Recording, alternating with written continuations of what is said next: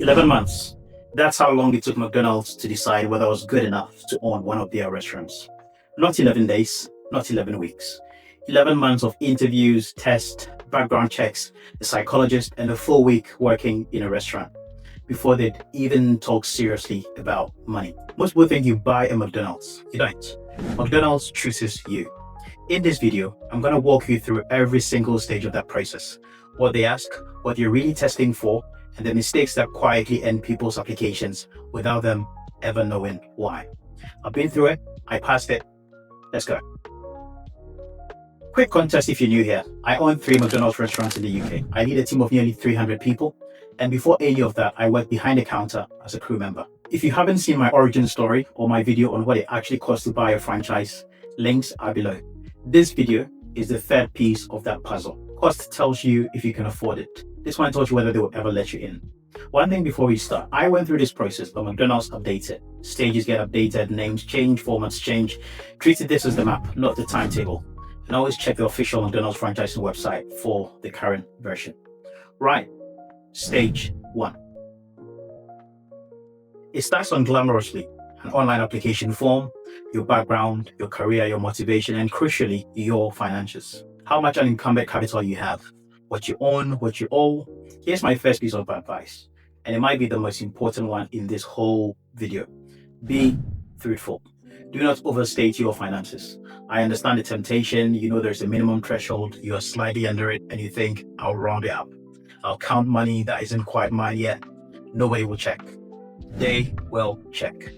There's a full forensic financial review later in this process, and I mean forensic. The numbers you wrote on day 1 don't match what they find in month 6. You are not getting a conversation about it. You will get a rejection because you just failed the biggest test of all, which is integrity. McDonald's is handing you their brand, the golden arches. They need to know that what you say is what is true. Start as you mean to go on. Stage 2. If your application stacks up, you get invited to a first interview. Now, you may get offered options on how to do this. My advice, opt for face-to-face at head office. Get in the building. A video call is a screen. A handshake is a signal. You want them to meet the person, not the pixels. And when you walk in, firm handshake, eye contact, speak clearly.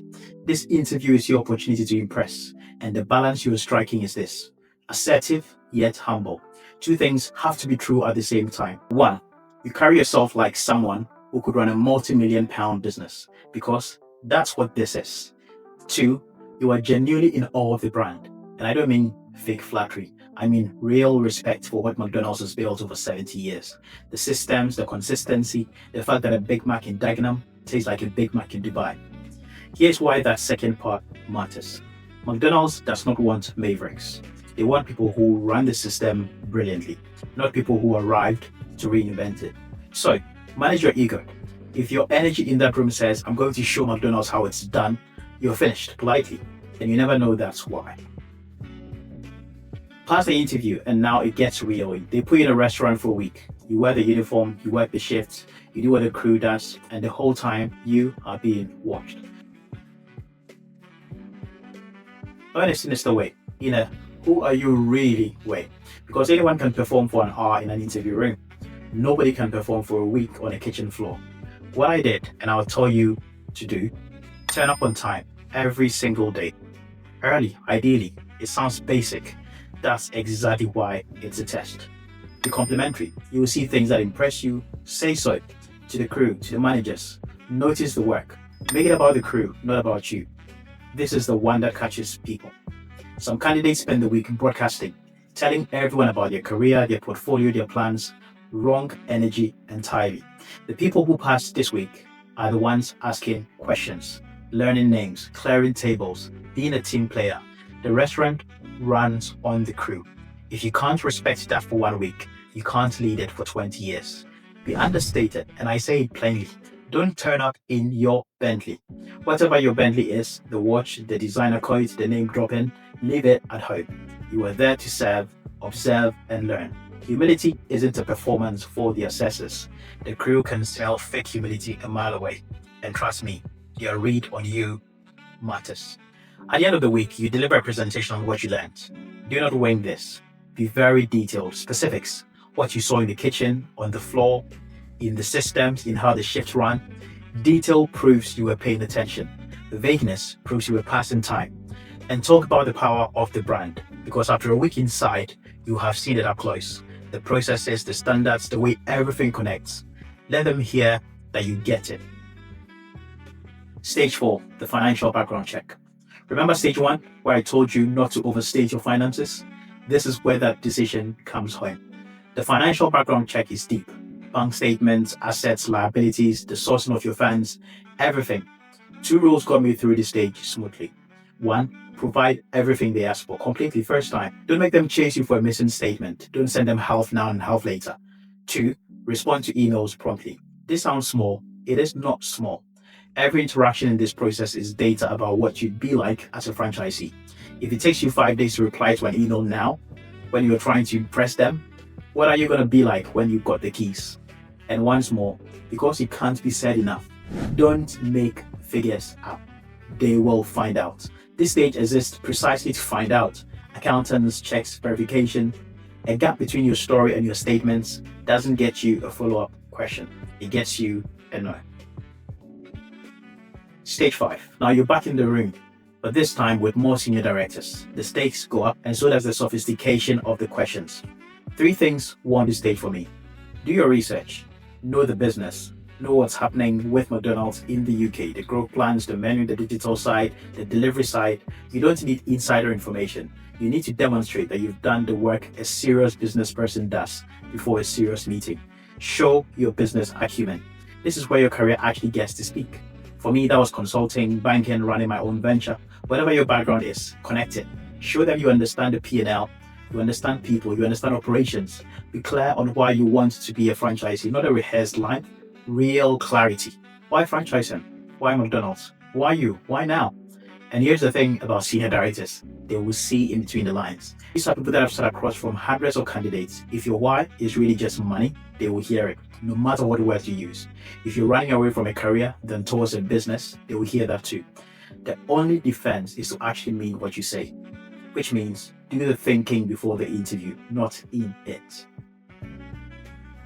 Stage 6, psychometric test. Then come the psychometric test. Numeric reasoning, verbal reasoning, judgment, the kind of structured test that big corporates use, apply to people who want to own a big corporate restaurant. You can't blag these, but you can prepare. Practice papers exist online for every major test format. Do them. Get your brain used to the timing and the question styles. So on the day, you're solving problems, not decoding instructions. And answer honestly on anything personality based. These tests are designed to catch people telling the test what you want to hear. And remember, everything gets triangulated with every other stage. Consistency is the whole game. Stage 7. This is the stage nobody expects. 2 hours, one-to-one with an organizational psychologist. 2 things are being tested here. Your problem solving, how you think through situations, not whether you get a right answer, but how you reason, how you handle pressure, how you approach something you haven't seen before. Your personality traits. Are you resilient? How do you lead? How do you respond to setbacks, to conflict, to feedback? Because McDonald's isn't just assessing whether you can buy a restaurant, they're assessing what you'd be like to work with for the next 20 years. And what you'd be like to work for if you're leading a team of 100 people. Now, here's the important part. My advice. Don't try to game a psychologist. This is a losing move against someone whose entire profession is reading people. Be yourself. Think out loud and let your genuine way of working show. If your genuine way of working isn't good enough, better to find that out now than 5 years into a franchise agreement. Stage 8, the panel interview. And then the final panel, your big day. Here's the mindset shift that changes everything about how you walk into that room. You are at that stage because they like you. Think about it. They've interviewed you twice, watched you work for a week, taken your finances apart, tested your brain, had a psychologist spend 2 hours in your head. Nobody gets to the final panel by accident. You are not there to beg. You are there to confirm. So be confident, stay assertive, but humble. Same balance as day one, because it was never an act. It was the standard. And one last time, don't make it about you. Even now, even at the finish line, the candidates that stumble here are the ones who relax and let the ego out, who start talking about what McDonald's would do for them. Keep it where it's always belonged. The brand, the crew, the customers, the standard you intend to uphold. Walk out of that room the same person who walked into the restaurant in week 1. That consistency is the test. And then you wait. The decision comes by phone. And I'll tell you honestly, when that phone rings, everything slows down. 11 months of your life on the other end of a call. Before I wrap up, 3 reminders. The process can change. Stages, formats, requirements. Check the official McDonald's franchising website for the current process before you apply. Everything I've shared works for one simple reason. None of it was tactics. Be truthful, be on time, be about the team, be humble. That's not an interview strategy. That's who they are actually looking for. And if you're going for it, genuinely, good luck. It's the hardest interview process I've ever been through and best decision I ever made. If this helped, subscribe. And if you've got questions about any stage, drop them below. I read every single comment. I'll see you on the next video.